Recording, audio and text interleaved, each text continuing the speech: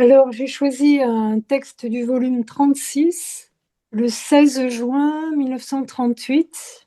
Alors, dans tout ce qui précède, il y a des choses magnifiques sur l'acte accompli dans la divine volonté, qui est un soleil et dans lequel Dieu trouve tout et toute satisfaction. Voilà.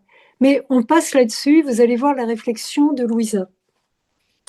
Je continuais à penser à la divine volonté, à ses grandes merveilles, et comment parfois, lorsque l'on traverse sa mer, tout est serein, paix profonde, son soleil divin éblouissant de lumière, mais tout est silence. Et comme sa parole est vie, on a le sentiment qu'il y manque la vie nouvelle que l'on aimerait recevoir. Mais je pensais cela lorsque mon doux Jésus ajouta: Ma fille, le soleil de mon vouloir parle toujours.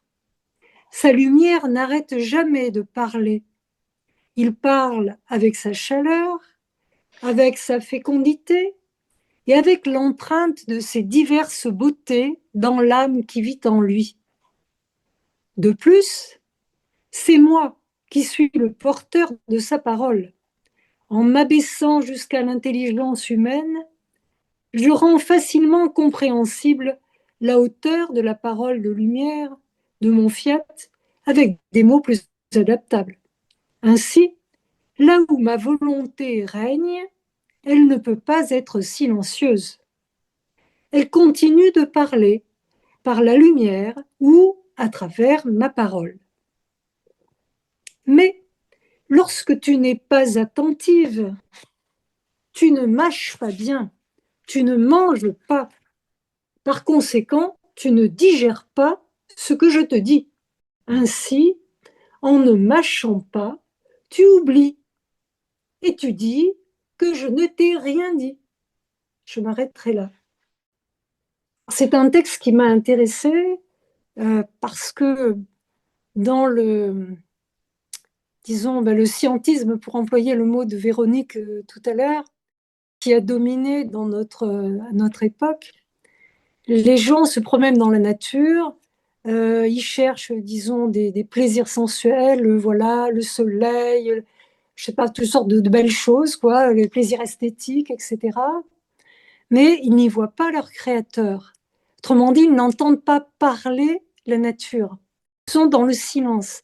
Or, d'une manière tout à fait étonnante, on est ici au tome 36, donc Louisa fait ses rondes, etc., depuis bien longtemps, elle est très avancée, et là, elle dit, oui, je traverse la mer du divin vouloir, mais tout est silence.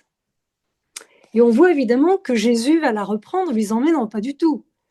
La création parle constamment. Ça nous rappelle le psaume 19 qui dit les cieux racontent la gloire de Dieu et l'œuvre de ses mains, le firmament l'annonce, le jour au jour en publie le récit, et la nuit à la nuit transmet la connaissance. Mais tout cela, évidemment, sans mots, hein, sans récit, bien sûr. Alors, le Seigneur reprend en disant, oui, mais tout parle dans la création. Et c'est moi, par ma parole, qui va choisir les mots adaptés pour le faire comprendre à l'intelligence humaine. Donc il y a chez le Seigneur un grand désir de nous transmettre qu'il est présent dans sa création, qu'il est vivant, qu'il veut se faire connaître. C'est tous les fameux je t'aime qu'il nous dit je sais pas, par les feuilles des arbres, par les rayons de soleil, par les gouttes d'eau. Puis c'est aussi toutes les connaissances sur son fiat qu'il veut nous transmettre, qui sont là dans la nature. Si l'on veut bien, enfin, pour témoignage personnel, j'avais vu une petite fleur, une pâquerette, qui était, comment dire, fermée, et on aurait dit franchement qu'elle était en prière en attendant que le soleil la touche. C'était magnifique. Mais ça, c'est parce que j'ai la foi, parce que le Seigneur est là. Donc en fait, Jésus nous dit que c'est lui qui rend la création compréhensible. C'est lui qui l'a traduit en mots. Donc, c'est lorsqu'on a la foi que l'on peut comprendre le langage de la création. Sinon, on est dans le silence. Après, il y a une deuxième chose qui m'intéresse. Donc, et puis aussi, ça veut dire que le Seigneur veut un dialogue continuel entre lui et nous. Hein, c'est la prière continuelle. Et la deuxième partie, je vais la relire parce que c'est une phrase absolument extraordinaire. Mais lorsque tu n'es pas attentive, tu ne mâches pas bien, tu ne manges pas, par conséquent, tu ne digères pas ce que je te dis. Ainsi, en ne mâchant pas, tu oublies et tu dis que je ne t'ai rien dit. Donc, c'est absolument extraordinaire parce que c'est un manque d'attention qui lui est reproché. On sait très bien que dans la divine volonté, il nous est demandé une attention constante au Seigneur, à ce qui se passe à l'intérieur de nous. Donc, un manque d'attention, le plus léger qu'il soit, qu'est-ce que ça induit? Ça induit que pendant un tout petit instant, tout est silence. Et si tout est silence, qu'est-ce qu'il se passe? Tu oublies.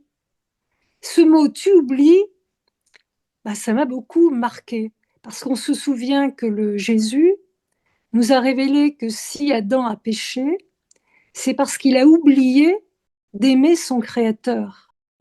Comment était-ce possible d'oublier d'aimer son Créateur? Bon, on le comprend là. C'est parce qu'on manque d'attention. Et c'est vrai que c'est une banalité. Si on manque d'attention à l'autre, on n'y fait plus attention, on oublie son existence et on ne l'aime plus en fait. Donc, l'attention est quelque chose de capital. On a vraiment à s'intéresser à ce qui se passe à l'intérieur de nous quand on est dans la nature, quand on est avec les autres, ce qui se passe intérieurement. Voilà, c'est capital. Et en fait, c'est une question d'amour, quoi. C'est l'amour qui est en jeu. Donc, c'est très, très important, l'attention. Et Voilà, je voulais juste faire ces petites remarques.